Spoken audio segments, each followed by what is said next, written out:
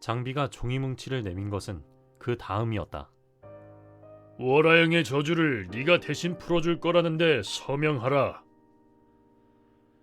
누군가 나를 붙잡고 억지로 움직이듯 팔이 올라갔다. 버텨도 소용없다. 손에 펜이 쥐어지고 내 손이 서명을 했다. 다음 순간 양팔이 뒤로 돌아가 결박되었다. 으악하고 튀어나올 것 같던 비명도 입안으로 꿀꺽 사라진다. 전신이 막대기가 된 것처럼 뻣뻣하게 서서 눈앞에 펼쳐지는 장면만을 주시할 뿐이다.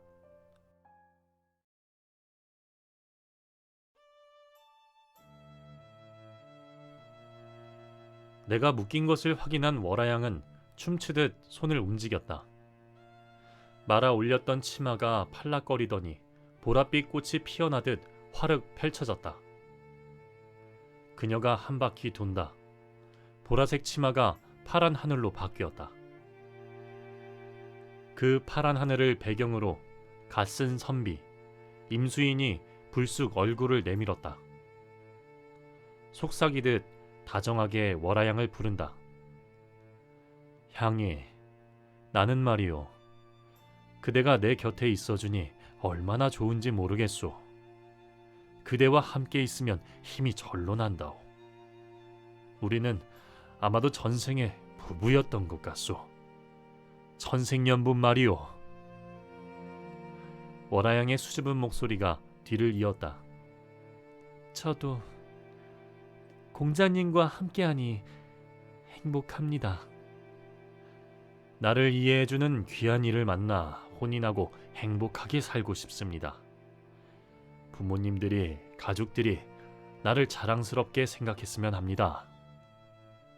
월하양은 혼인이라는 대목에서 잠시 멈칫한다. 그윽한 눈길로 임수인을 바라보던 그녀가 결심한 듯 대답했다. 네, 그렇게 되실 겁니다. 공자님이라면 어여쁘고 귀한 분과 행복하게 사실 겁니다. 부모님께도 큰 자랑이 되실 겁니다. 임수인의 목소리에 힘이 실렸다. 나는 말입니다. 그림 그리는 것이 참 좋습니다. 향이처럼 귀한 스승을 얻었으니 그림과 글씨에 더더욱 정진하여 세상에 이름을 떨치고 싶소이다. 임수인의 목소리는 떨리고 있었다. 성공한 자신을 상상하듯 두 눈을 지그시 감고 입가에는 미소를 짓는다. 그렇게 되실 겁니다. 월하양의 봄바람 같은 대답이 이어졌다. 잠시 생각하던 임수인이 또 입을 연다. 내가 그림을 얼마나 좋아하냐면 말입니다. 향이, 나는 한 폭의 그림처럼 살고 싶습니다. 잔잔하고 아름다운 강가에서 정인과 오손도손 행복하게 살다 죽고 싶습니다. 네, 그렇게 되실 겁니다. 월하양의 대답이 아련해지나 싶더니 세상이 깜빡 어두워졌다. 월하양의 치마폭이 제자리에서 돌기를 멈추었다. 활짝 피었던 접시꽃처럼 피어나던 치마가 봉우리처럼 가라앉는다. 그녀는 작은 공처럼 하늘로 솟구쳤다. 임수인, 그 이름 참 오랜만에 불러보는구나. 월하양은 구름을 뚫고 하늘에서 땅으로 곤두박질 쳤다. 밤하늘에서 남모른 유성이 떨어지듯 지구 위 어느 한 지점을 향해 달렸다. 네 첫 번째 소원이 뭐였더라? 너를 이해해주는 귀한 이를 만나 혼인하고 행복하게 살고 싶다 했었지. 부모님들이, 가족들이 너를 자랑스러워했으면 좋겠다 하였느냐? 월하양이 바닥에 내려앉았다. 임수인, 내가 너의 소원을 들어주었으니 지금부터는 내 소원도 이루어주어야지. 월하양은 춤을 추었다. 불꽃처럼 월하양을 따라온 뜨거운 열기도 순식간에 사그라들었다. 집 안은 잠시 정적에 휩싸였다. 너를 이해해주는 귀한 이를 만나 혼인하고 행복하게 살며 가족들이 너를 자랑스러워하면 좋겠다는 소원. 그 소원을 되돌려 받겠다.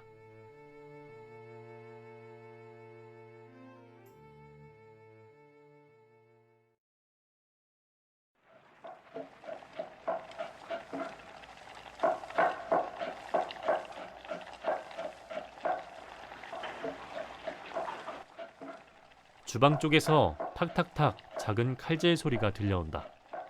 보글보글 뭔가가 끓고 있었다. 고소하고 입맛 돋는 냄새가 솔솔 흘러나온다. 나는 거실에 서 있었다. 살구빛 도는 거실 벽에는 커다란 가족 사진이 걸려 있다. 빙긋 웃고 있는 정한 옆에 재수씨로 보이는 예쁜 여성이 갓난아기를 안고 있는 그 사진 바로 아래 선물 상자로 보이는 것들이 17개나 포장도 안 풀린 채다. 그러고 보니 식탁 위에 음식 담긴 접시가 줄을 지어 놓여 있었다. 단정한 유니폼을 입은 여성이 주방에서 나온 것은 그때였다. 머리에 큰 요리사 모자를 쓴 그녀가 들고 나온 접시를 식탁 위에 올려두고 은색 뚜껑을 덮었다. 다 준비된 거죠? 얼른요. 곧 여은이 아빠 오실 거란 말이에요. 방문이 벌컥 열리더니 예쁜 여성이 고개를 내민다. 가늘가늘 여린 몸에 무겁지도 않은지 한 팔로 아이를 안고 있었다. 거실에 걸려있는 가족 사진 속에서 막 튀어나온 것처럼 우아한 드레스 차림이었다. 여인의 품에 안긴 아기가 까륵하고 웃었다. 그 모습을 본 요리사가 말했다. 어머나, 여운이 예쁜 드레스 입으니까 천사 같네요. 요리사의 말에 여인은 아이 얼굴을 다시 한번 들여다보며 대답한다. 그러게요. 첫 생일인 걸 아는지 아침부터 이렇게 좋아해요. 웃기도 많이 하고 맘마도 잘 먹고. 아유, 여운이처럼 복을 타고난 아이가 세상에 몇 명이나 되겠어요. 아버지는 JH, 요즘 모르는 사람이 없는 유명한 작곡가에, 엄마는 아이돌 그룹 출신 미녀에, 외할아버지는 기획사 사장님이시니 외모에 재능, 끼까지 모두 갖추고 태어난 거 아니겠어요? 요리사의 말에 여인의 얼굴에 웃음이 걸렸다. 아이, 다른 건 잘 모르겠는데 노래는 확실히 잘하는 것 같아요. 여운이 외할아버지도 유전자는 못 바꾼다고 하시더라고요. 저도 사실 애 아빠만 보면 놀란다니까요. 뚝딱뚝딱 쉽게 만드는 것 같은데 어쩜 그렇게 좋은 곡만 만드는지. 요리사는 여인의 말에 눈을 크게 뜨고 물었다. 정말 쉽게 만드세요? 보통 작곡가들은 고뇌하고 머리 쥐어뜯고 그러지 않아요? 여운이 아빠는 작곡가 출신도 아니고 공대 출신이라는데 정말 배우지 않고도 노래를 잘 만드는 사람도 있나 봐요. 여인이 빙긋 웃더니 벽시계를 흘끗 보고 얼른 화제를 돌렸다. 아, 파티 준비는 다 된 거죠? 네, 사모님. 1층 로비에서 칵테일 파티, 앞뜰에서는 가든 파티, 지하실에서는 재즈 공연으로 하객 100여 명분 술과 음식은 전부 준비되었습니다. 요리사가 대답하자 여인은 부산한 걸음으로 창가를 향했다. 창밖을 내다보고 날씨를 살핀다. 이어 휴대폰을 꺼낸다. 어디선가 전화가 걸려온 모양이다. 잠시 휴대폰 액정을 들여다보던 그녀는 고개를 갸웃하며 전화를 받았다. 거실벽 말고도 가구 위 여기저기에 그들의 가족 사진이 장식되어 있었다.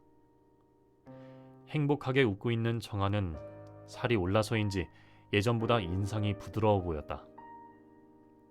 남편 자랑에 신이 난 정한의 아내. 그들 사이에서 태어난 여은이를 보고 있자니 내 마음이 착잡하다. 극장에 억지로 끌려 들어가 보고 싶지 않은 심야 공포 영화를 보고 있는 기분이랄까. 괴로움에 나도 모르게 눈물이 뚝 떨어졌다. 내 곁에 서 있던 월아양이 나를 돌아보더니 물었다. 오는 것이냐? 나는 대답 없이 주먹으로 눈물을 훔쳤다. 가슴이 타들어가듯 아파 견딜 수 없다. 아직 시작도 안 했는데 벌써부터 울면 어쩌겠다는 게야. 월아양은 짧게 중얼거리더니 짜증스럽다는 듯 손을 흔들었다.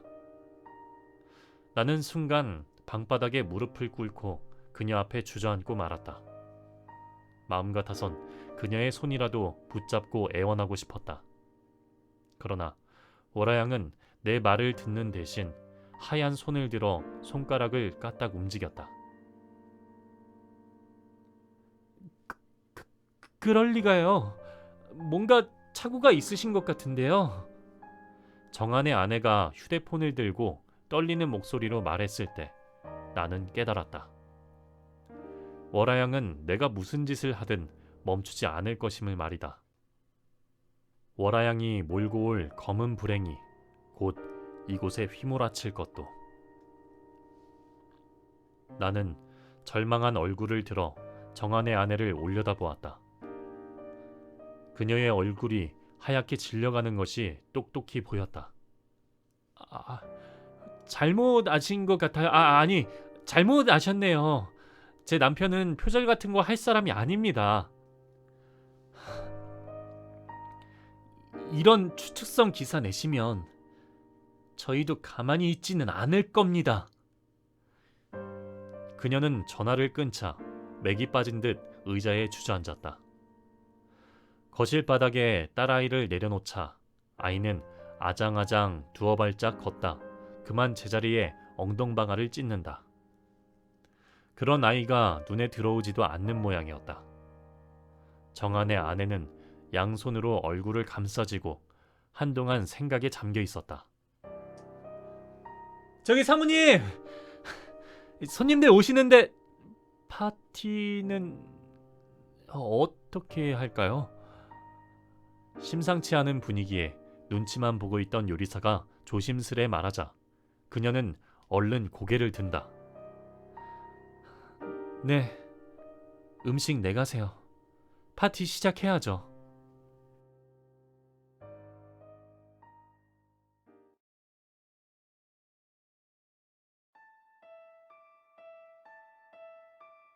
정한의 아내가 현관을 나가 엘리베이터를 타고 가든 파티장까지 가는 동안 나는 몇 번이나 눈이 휘둥그레졌다. 나처럼 평범한 사람은 상상도 못할 만큼 화려한 건물에서 살고 있는 것을 보면 내가 저승에 온 후 정한이 성공한 것은 확실했다. 하나야! 조용한 데 가서 우리 잠깐 얘기 좀 하자. 정한의 아내를 불러 세운 것은 정한의 장인이었다. 한 손에는 휴대폰을 들고 다른 손에는 휴지를 들고 있었는데 그 휴지로 얼굴에 난 땀을 닦은 모양으로 얼굴에 휴지 조각이 엉겨붙어 있었다. 아빠, 언제 오셨어요? 정한의 아내는 당황한 듯 물었지만 순순히 아버지를 따라 구석 방으로 들어간다. 박서방이 전화를 안 받는다. 너한테도 아무 연락 없었니? 방문을 닫자마자 정한의 장인이 열을 냈다. 화가 많이 난 모양이었다. 아니요, 아빠. 정말 그 사람이 표절을 했다고 생각해요? 야, 표절 정도가 아니라 거의 베낀 수준이래. 아유, 전문가와 아까 통화 끝냈다. 아닐 거예요. 오해일 거라고요. 듣기에 비슷한 곡들이 얼마나 많아요. 그 사람 그럴 리가 없어요. 너는 아직도 그 놈을 믿니? 쓸모없는 놈을 재능 한 가지 보고 이만큼 키워놓았더니 이렇게 뒤통수를 치나. 둘도 없는 사기꾼이 그 놈이었어. 아빠, 베끼려면 유명한 작곡가 것을 카피했어야지. 하필 무명 작곡가 것을 훔쳤다니. 나는 창피해서 얼굴을 못 들겠다. 아닐 거예요. 그 사람이 처음 작곡가로 데뷔할 때 유명 래퍼가 그 사람 곡 훔쳤던 일로 유명해진 건데 설마 그 사람이 같은 짓을 했겠어요? 그래, 내가 그때 그놈 도와주겠다고 쓴 돈이 얼마였냐? 이제 겨우 적자를 메우나 했는데 일 저지른 놈이 잠적해 버렸으니 우리 회사가 받을 손해는 누가 책임질 건가 말이야. 펄펄 뛰는 정한의 장인 옆에서 정한의 아내는 어지러운 듯 벽에 등을 기댄 채 한동안 서 있었다. 얼어붙을 것 같은 그녀의 검은 그림자 위에 월화양이 들고 있던 종이 한 장이 팔락거리며 떨어졌다. 가을바람에 떨어지는 낙엽처럼 몇 바퀴 제자리에서 돌던 종이가 내 눈앞을 지났다. 빛나게 뚜렷하던 행복이라는 글자는 종이가 바닥에 닿자 쨍그랑 소리를 내며 깨져버렸다. 그 순간 월화양과 내 눈이 마주쳤다. 이렇게 해서 속이 시원하냐고 묻고 싶은 나에게 월화양은 차가운 미소로 대답했다. 임수인, 네가 나를 버리고 얻었던 그 행복 얼마나 오래 가는지 한번 보자.